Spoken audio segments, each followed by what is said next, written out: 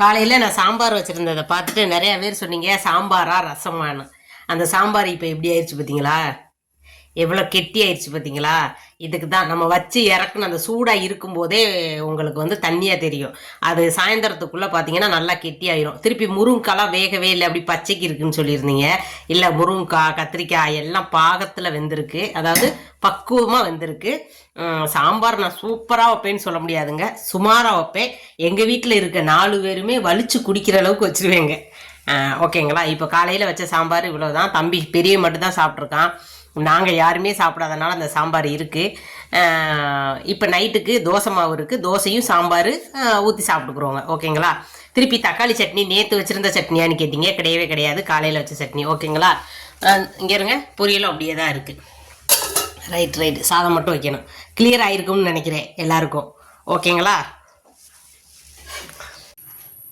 சாம்பார் எப்படி இருக்கு? சாப்பிடவே இல்லை. நல்லா தாங்க இருக்கும். வாடி போய் உட்காந்துருக்குறாருங்க.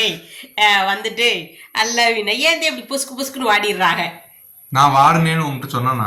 ஆமா, முகம் பாருங்க, பிஞ்சு முகமா வாடி போச்சு. அல்ல என்னவோ. சரி, ஓகேங்க, பாய்.